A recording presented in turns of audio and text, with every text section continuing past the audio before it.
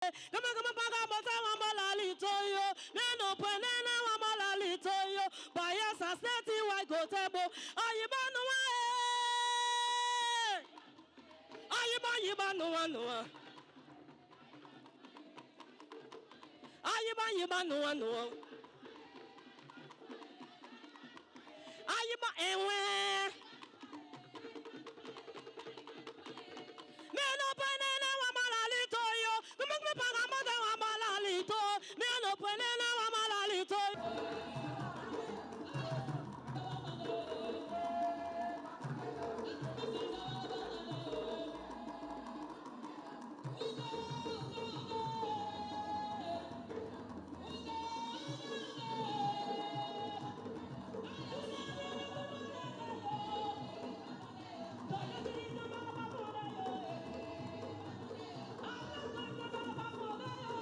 When Governor Alan Bayelsa took over, he was determined to transform the state, and that was precisely what he did. When he invited us back later, this whole Yanagua was a construction site. I wrote a piece there, right with Alan Bayelsa. He put us inside the vehicle, journalists. He was driving on that is on the ground. Asked his own contributions to it to further advance the state. And I think it's a model of commitment that other states should study. But the moral of what we are going to do is the lessons, personal examples. What have you learned from the example the Governor General of Jonish is saying thank you for inviting me. We have a panel of 3 now, and these are very distinguished people who are true of the unjust struggle. Either she's fighting for environment or she's fighting for the rights of minority groups. He wants to be president of the Ijaw National Congress. And only yes or no, sir? And only 2 days ago, he had paid tribute to DSP Alan Bayelsa, saying that he's a bad Professor Steve Azaiki. He's been missing in action for some time, so I was telling him that I'm very happy to see him here. I think he was commissioner in about 5 different ministries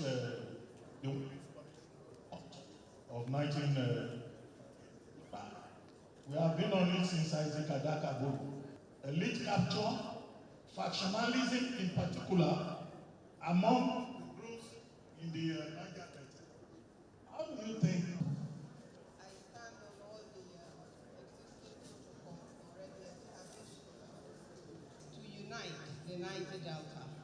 We'll have to call the Ijaw ethnic nationality.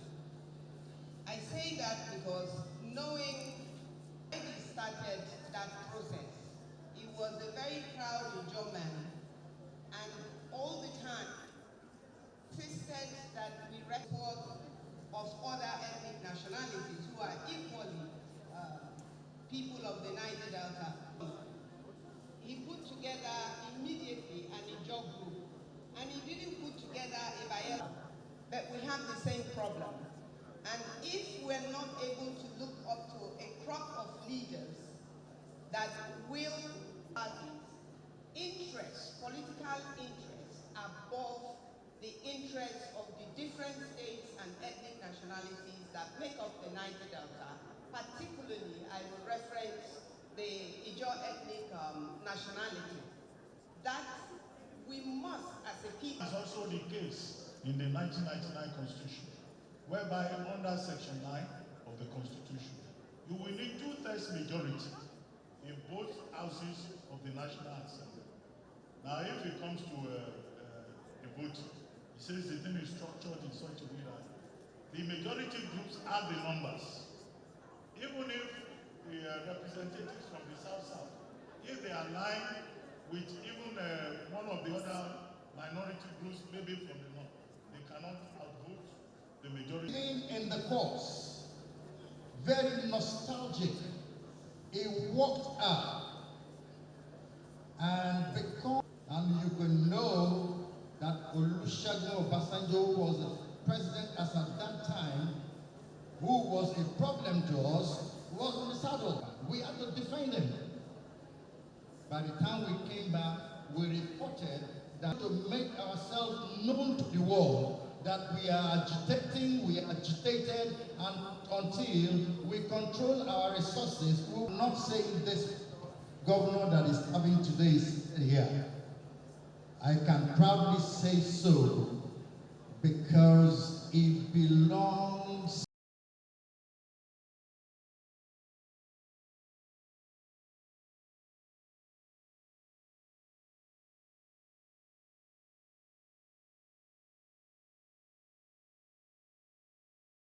Sustain local electricity and water supply, as well as improving their stage-road network. There was a federalist.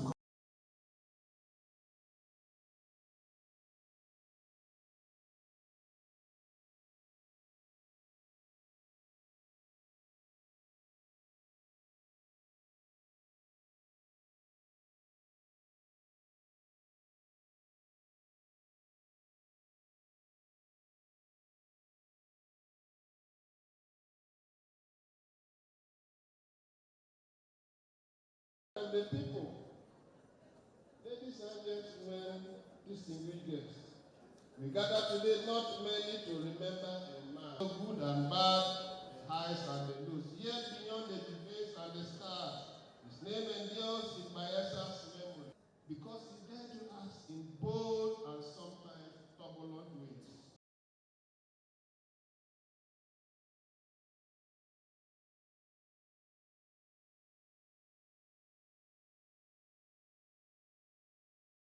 To the 2014 conference, I was the federal government of the Youth Development Center, and having worked under him and known the personality and what The late Governor General of the Zone Nation pursued the principles of resource control. His advocacy challenged the asymmetrical character of Nigerian federalism. He insisted that fiscal federalism should respect derivation principles so that oil-producing communities were not reduced to beggars at the gates of their own wealth. Federalism is clear the core principles. The key principles of federalism that ought not to be breached anywhere is that the subordinate unit, the subnationals, must not be subordinated to the central government. Each level of government must have resources that is enough to perform its own responsibilities. But that is not so in Nigeria.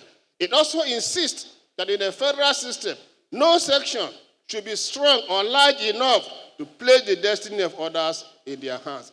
Again, that is not the case in Nigeria. And as I said earlier, that is represented in national representation. And that has become a sore point in our relationship. What were the Alamesia legacies? To redefine federal balance, he placed the Ijaw and the entire Niger Delta at the center of national debates. So he expanded the discourse beyond political elites into grassroots consciousness. The court rulings on offshore ownership and derivation were influenced by the assertive posture of his era. Finally, it's a cautionary relevance that struggles for resource control must be tied to transparent governance. Local ownership of resources can empower communities, but without accountability, it risks reproducing the same inequalities at the state level. Now, when that happens, the central government will now use that as a mobilization point to cause fragmentation and weaken the common stand of protecting our common destiny. Conclusion. In the Niger Delta's voice, through Nigeria's soul, we hear the echoes of Alamesia's legacies, unending legacies. His voice was that of assertion, defiance, and hope, a reminder that the weight of injustice cannot silence the dignity of a people.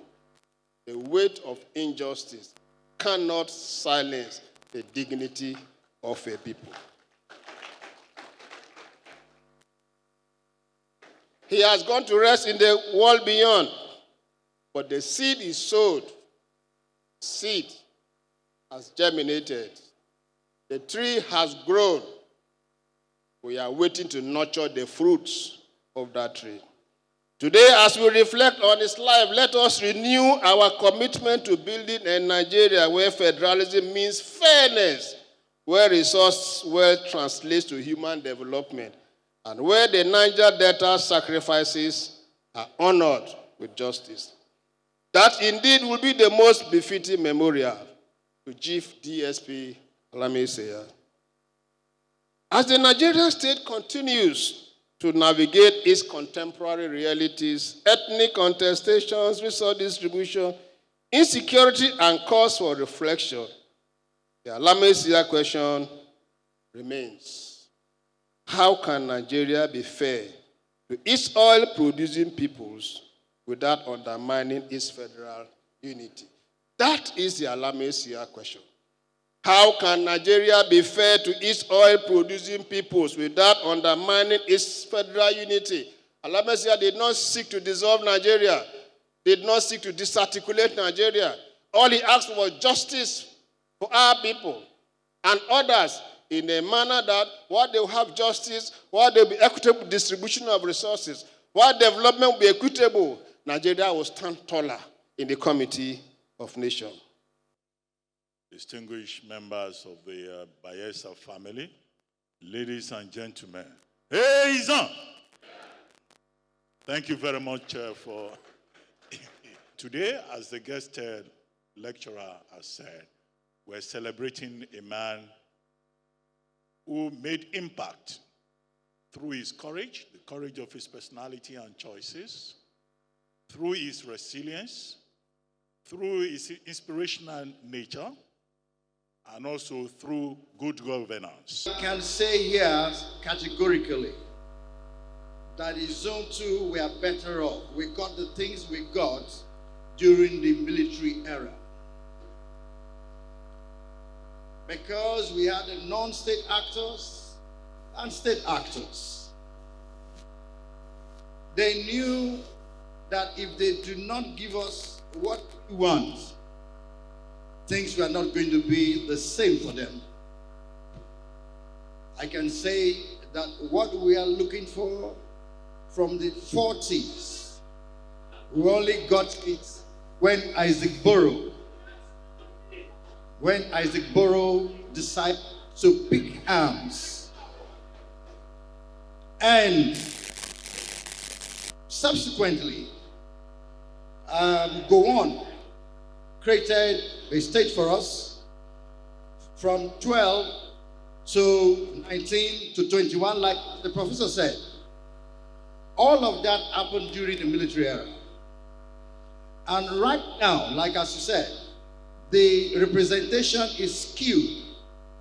Whatever we do, so long as 2/3 majority is the in thing, it will be difficult for us to get at where we are going to. It is very difficult. Unless this constitution is changed profoundly, DSP Alami Seya was ebullient. He was courageous. He was lobonasus. He was a man who decided from beginning to sacrifice himself for his people. Secondly, let me also say to our job people that Alami Seya, there are two things that I consider his legacy. Number one, unification of the juries and raising us to the standards and respect of other tribes. Came the fourth largest tribe, recognized and accepted because of Alami Seya. The Niger Delta people, particularly the Ijaws, during the negotiation of the amnesty, actually we found ourselves, because I was part of that negotiation by a long stretch, we found ourselves in a position where I want to think that some of the decisions we took may or should not have been taken, but it was to show good faith of the Ijaw people. We have the brains, we have the capacity, we can negotiate. But we cannot negotiate without also having the knowledge and imputing and demonstrating and holding on to the knowledge that if the intellectual negotiation, the intellectual militancy, if it fails, because I believe that we have been taken for granted in this country for a very long time.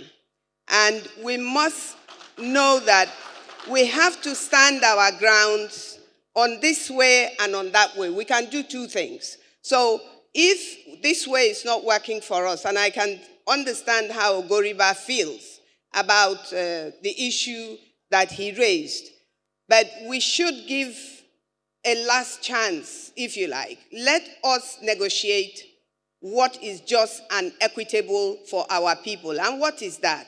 That is, we should own and control our resources and pay tax to federal government.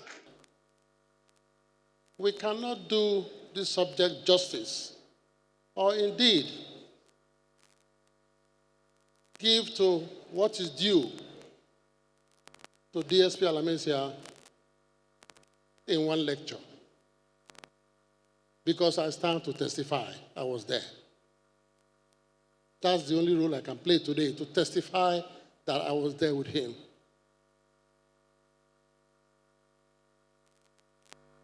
He took on the job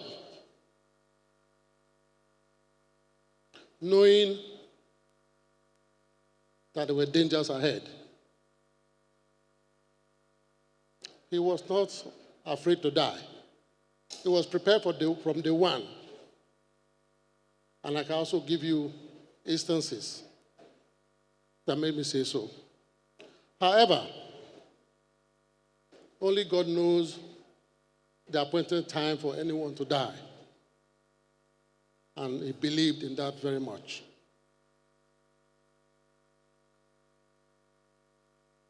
Reverend King, Martin Luther King, was accused of so many things. But the bullet of assassin killed him. The bullet that killed my comrade was fabricated by the Nigerian state, encouraged by the Nigerian state, and delivered by the Nigerian state. It was a fatal blow that took him out. And I'm glad we are here today just to say that even though he's gone, that which he stood for and stood by and advocated can never die. That's his legacy. It will never die. In the defense of his people, he was never scared of anything. All Alameseya stood for was not just about the Ijaw people. Yes, he used that as a front. But it was truly about the story of Nigeria. If we like, we can bring a Jesus Christ to be the president of Nigeria. If we like, we can bring a Mohammed to be the president of Nigeria. We will go around the same circle.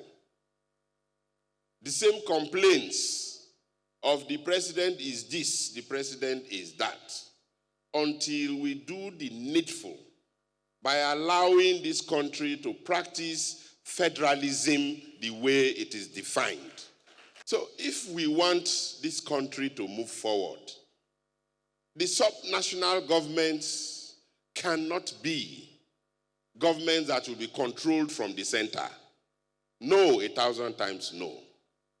If we want this country to develop, you cannot use the resources in one region to create more local government areas in another region, to feed the other region and starve the area where these resources are coming from. That is not federalism.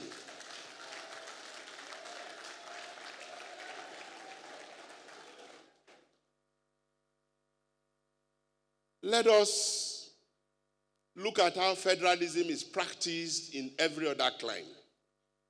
The United States that we are copying, the states pay tax to the center. of all the resources that they have. They even have their own state electoral commissions, that even in the presidential elections, the center cannot come to the state to decide. So the subnational, the relative autonomy of the subnationals is guaranteed by the Constitution. Wherever it is flowing from, it could be Central Africa. It has settled in Urobo land. It has settled in Ijaw land.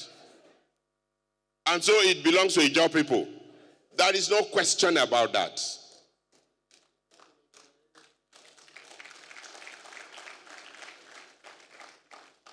No, if we give these monies to their leaders, they will use it to drink kai kai. Give us, let us drink our kai kai. The kai kai is not your own. If the new Yenagua City roads that we have built is the kai kai, let it be. If the turbines that were bought to bring electricity to Bayelsa is kai kai, let it be. If the road and the bridge we are constructing to Oporoma headquarters of Southern Ijaw, for 60 years the people have been deprived. If that is kai kai, let it be. If the road we are building from Nembe to Brass is kai kai, let it be.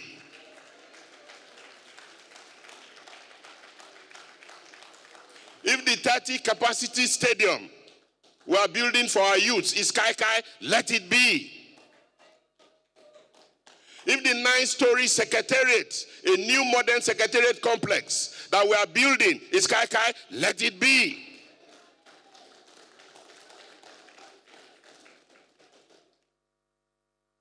Now, the essence of capitalism, federalism is that you don't tell me what to do in my own state, because we already know what is difficult. We are the ones wearing the shoes.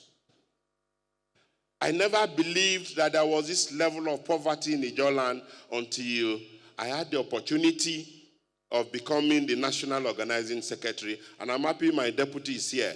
We went around Ijaw land, in the remotest areas of Ijaw land, and you will never believe that human beings are living there.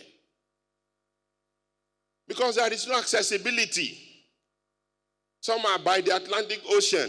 This is the event that we expect every well-meaning Bayelsan, Ijaw man, to be present here. And I salute all of you who are here present. That we are standing here in this hall that was built by Chief DSP Alamesea. And so we continue to remember what he has done for the state. There is nobody who is perfect. He has his own downside. Yes. But we must look at the positive side more than the negative side. And all of us will continue to build our state together.